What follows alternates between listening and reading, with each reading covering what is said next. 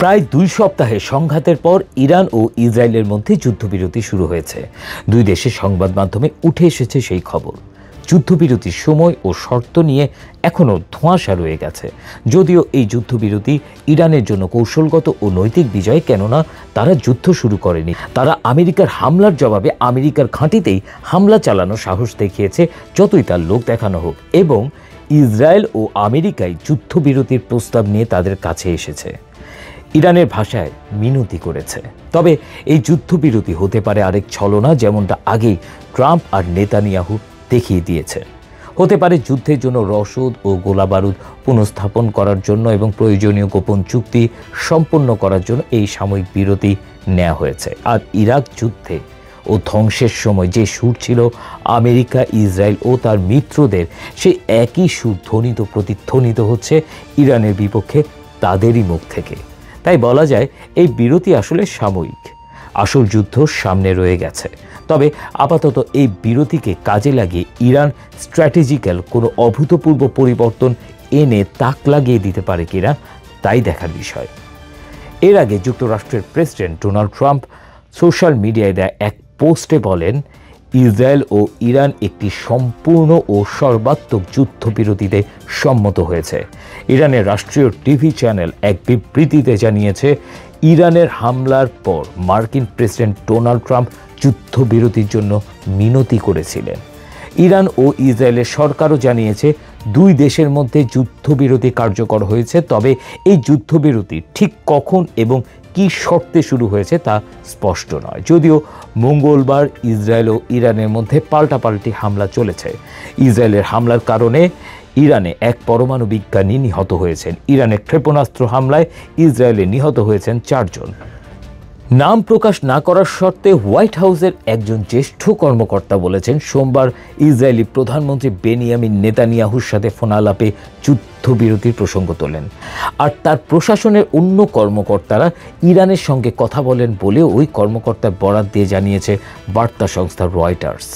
ওই কর্মকর্তা ব্যাখ্যা করেছেন, ইসরায়েল এই শর্তে যুদ্ধবিরতি মেনে চলতে রাজি হয়েছে যে ইরান নতুন আক্রমণ শুরু করবে না। তেহরান চুক্তিটি মেনে চলার ইচ্ছা প্রকাশ করেছে বলে ওই একই সূত্র জানিয়েছে। তিনি উল্লেখ করেন যে ইরানি পক্ষের সাথে প্রত্যক্ষ ও পরোক্ষভাবে যোগাযোগ হয়েছে এবং এতে মার্কিন ভাইস প্রেসিডেন্ট জে.ডি. ভ্যান্স, পররাষ্ট্রমন্ত্রী মার্কো রুবিও এবং মার্কিন বিশেষ দূত স্টিভ উইটকফের অংশগ্রহণ ছিল। ইরানের পররাষ্ট্রমন্ত্রী আব্বাস আরাঘচি সামাজিক যোগাযোগ মাধ্যম এক্সে দেয়া এক পোস্টে বলেছেন, আগ্রাসনের জন্য ইসরায়েলকে শাস্তি দিতে আমাদের শক্তিশালী সশস্ত্র বাহিনীর সামরিক অভিযান শেষ মুহূর্ত পর্যন্ত ভোর 4টা পর্যন্ত অব্যাহত ছিল। তেহরানে স্থানীয় সময় ভোর 4টা। ইরানের বিরুদ্ধে আগ্রাসন বন্ধে ইসরায়েলকে এই সময়টাই বেঁধে দিয়েছিলেন আরাঘচি। ইসরায়েল এই সময়সীমা অনুসরণ করলে এরপর পাল্টা হামলা চালিয়ে যাওয়ার কোনো ইচ্ছা আমাদের নেই বলে আগে বিবৃতি জানিয়েছিলেন তিনি।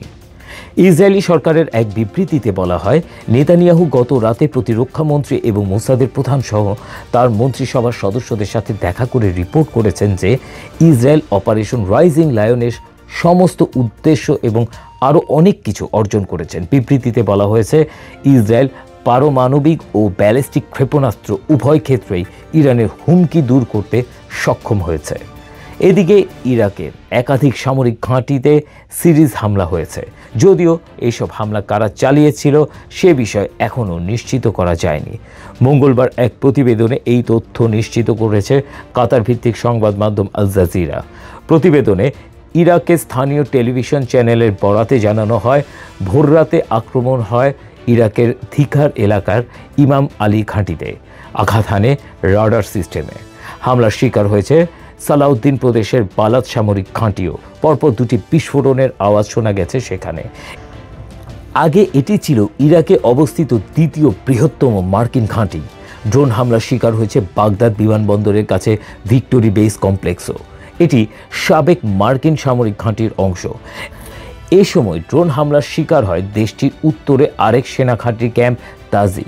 তার আগে সোমবার কাতারে অবস্থিত যুক্তরাষ্ট্রের আল উদেইদ বিমান ঘাঁটিতে হামলা চালায় ইরান। এতে হতাহতের ঘটনা না ঘটলেও মধ্যপ্রাচ্য জুড়ে চরম অনিশ্চয়তা দেখা দেয়। শুধু কাতার নয়, আশেপাশে কুয়েত ও বাহরাইন নিজেদের আকাশসীমা সাময়িকভাবে বন্ধ করে দেয়। এই সময় লেবাননের প্রধানমন্ত্রী অনিশ্চয়তা পড়ার বিষয়টি জানান দেশটির সরকারের একজন উপদেষ্টা। নাম প্রকাশ না করার শর্তে তিনি জানান, প্রধানমন্ত্রী নওয়াফ সালাম এখন বাহরাইনে আছেন। তারও আগে ইরান সিরিয়ার আমেরিকার ঘাঁটিতে হামলা চালিয়েছিল, আর পুতিন সব রকম সাহায্য করতে রাজি হয়ে গিয়েছিল ইরানকে। তারপর যুদ্ধবিরতি হয় এবং কয়েক ঘন্টার মধ্যে ইসরায়েল দাবি করে ইরান যুদ্ধবিরতি লঙ্ঘন করেছে। এর জবাবে তেহরানের কেন্দ্রে ইরানের সরকারি স্থাপনায় জোরালো হামলা করতে ইসরায়েলি সেনাবাহিনীকে নির্দেশ দিয়েছেন কাতস। বিভিন্ন গণমাধ্যমের বরাতে আল জাজিরা এই খবর জানিয়েছে। এদিকে আল জাজিরা খবরে বলা হয়েছে, ইসরায়েলি সেনাবাহিনী ইরানে ক্ষেপণাস্ত্র ছোড়ার খবর জানানোর পর দেশটির কট্টর ডানপন্থী অর্থমন্ত্রী বেলালে স্মোট্রিচ সামাজিক মাধ্যম এক্সে লিখেছেন, তেহরান কাঁপবে। তবে ইরান এই অভিযোগ অস্বীকার করেছে। টেক্স রিপোর্ট, বাংলার আওয়াজ।